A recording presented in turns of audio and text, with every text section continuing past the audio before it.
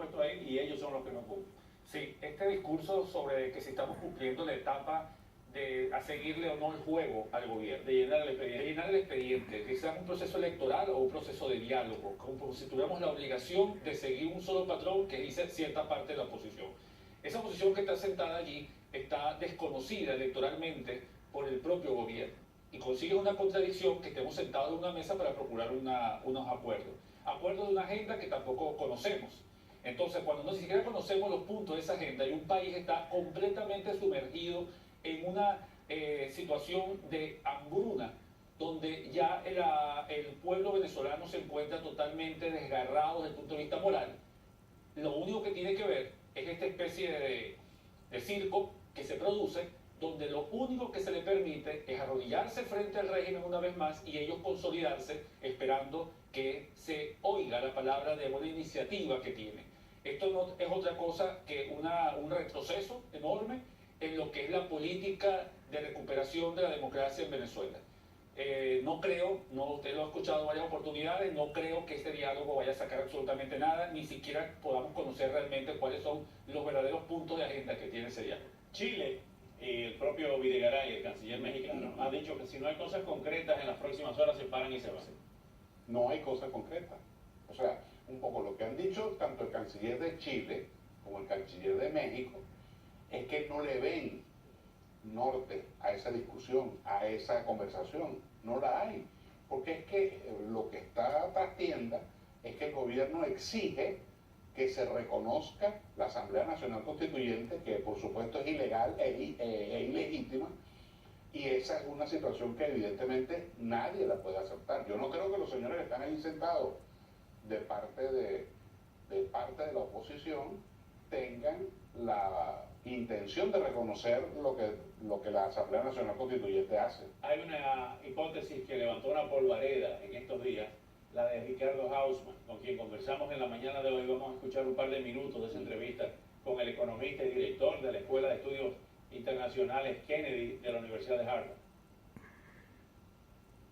El problema es que en Venezuela hay un poder elegido por el pueblo, que es la Asamblea Nacional, y entonces lo que hemos descubierto es que, bueno, uno eligió un poder, el poder dice hágase A, y resulta que no se hace A. ¿Y por qué no se hace A? Porque las Fuerzas Armadas no están ahí para hacer respetar la Constitución y las leyes, sino que están ahí para oprimir al pueblo, violar la Constitución y permitir que subsista la dictadura. Entonces, lo que yo propongo es que un gobierno legítimamente nombrado por la Asamblea Nacional, reconocido por el resto del mundo, diga, mira, ¿sabes cómo es la cosa? Yo tengo aquí un problema, yo necesito ayuda, porque yo tomo una decisión, yo quiero hacer algo, y hay unos señores disfrazados de soldados, con unas armas, que dicen que ellos van a hacer lo que les da la gana y no lo que yo les diga. Entonces yo necesito ayuda para poner orden en la casa. Entonces yo, un gobierno legítimamente electo, legítimamente nombrado por la Asamblea Nacional, pido asistencia militar para reimponer el orden de la Constitución en mi país. Yo creo que lo primero que va a pasar es que en el momento en que la comunidad internacional reconozca ese nuevo gobierno y los militares se den cuenta de que el único enemigo que enfrentan no son unos ciudadanos desarmados protestando, que eso va a generar una crisis militar que va a hacer que los militares dejen de reconocer a Maduro como presidente. Como yo dije antes, el gobierno tiene un track record de que cuando pierde las elecciones no importa por qué no se dé el poder. No solamente la Asamblea Nacional que la ganamos en una elección pero que no ejerce ningún poder, sino que también la Alcaldía Mayor de Caracas, pues la ganó Antonio Ledesma y pues le quitaron todos los poderes a la Alcaldía Mayor. De modo que la oposición está queriendo una salida electoral. Mi temor es que el poder no lo determinan elecciones en una dictadura.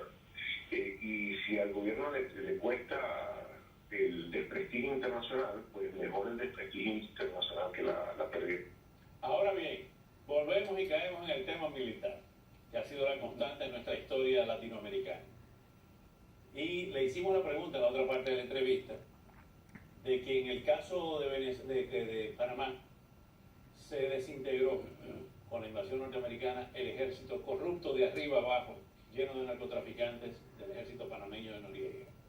En Haití lo mismo, ¿no? militares con Raúl Cedras a la cabeza en ese entonces y el jefe de la policía, Joseph, controlaban el narcotráfico. Fueron barridos también. ¿Esa podría ser una salida en Venezuela sin eliminar la Fuerza Armada venezolana? Yo particularmente pienso que una de las grandes riquezas que tiene el informe de Ricardo Hoffman en su análisis es que ha hecho la mejor recopilación de las 3 etapas que ha tenido la crisis política en Venezuela. Tanto como él lo describe, la etapa de la fatalidad, lo inimaginable, y ahora en lo inconcebible, que es lo que estamos sucediendo, como diálogo, como el que estamos analizando. Pero además, el segundo elemento es que propone uno de los aspectos que considero que puede ser la alternativa definitiva de Venezuela, que es la justicia internacional como justificación del intervencionismo militar, en similitud a aquellos casos históricamente concebidos que Venezuela espera de afuera hacia adentro. Oscar, Venezuela no tiene justicia. Usted me ha escuchado en varias oportunidades decirle aquí que cuando se muere el derecho, el Estado de Derecho en Venezuela, se pierde la justicia, nosotros no tenemos absolutamente nada que construir desde adentro. La única opción es lo que muy bien explica Hoffman en su informe, en el cual plantea la posibilidad cierta que Venezuela tiene todos los elementos constitucionales y un poder judicial legítimamente constituido y reconocido por la comunidad internacional para aplicar la justicia y justificar la intervención militar. Carlos, ¿cuál es su opinión sobre esta tesis de... Mira, yo creo que esa es una tesis válida, es una tesis que puede desarrollarse desde el punto de vista de la realidad, sobre todo por un detalle importante.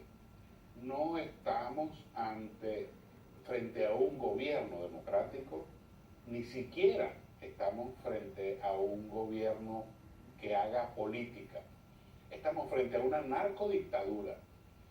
Yo no veo al señor presidente de México en una mesa de diálogo con los carteles de México. Con los Zetas. Con los Zetas, no. O sea, ahí hay que avanzar hacia convencer, que ya muchos están convencidos, pero terminar de convencer a algunos actores en Latinoamérica de que el problema venezolano ya no es un problema de los venezolanos, es un problema que afecta a toda la región y un poco eso es lo que ha venido Estados Unidos señalando cuando más del 80% de los altos cargos en Venezuela están en la lista de sancionados.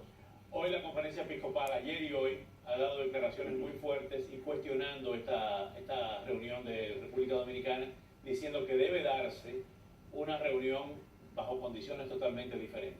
Desde la Iglesia, en Venezuela, como incluso el Papa, en varias oportunidades, ha venido estableciendo que no puede existir diálogo sin ciertas condiciones basadas en el respeto a la dignidad humana, a la democracia, a los principios de la democracia y en el respeto a los derechos humanos. Condiciones que no están dadas en ese diálogo, porque usted tiene sentado allí a una persona, a un gobierno, que es un gobierno que absolutamente parte del desconocimiento de la justicia y de los derechos fundamentales. Estamos hablando de que no es un demócrata el que está sentado ahí, es un gobierno, una tiranía la que está sentada allí. ¿Cómo establecer un diálogo con condiciones si usted está discutiendo simplemente con alguien que no conoce de diálogo? Usa el instrumento diálogo, el emblema del diálogo, para simplemente enviar el mensaje a García que necesita y consolidarse como lo necesita consolidarse. Muchas gracias por venir nuevamente al programa. Gracias.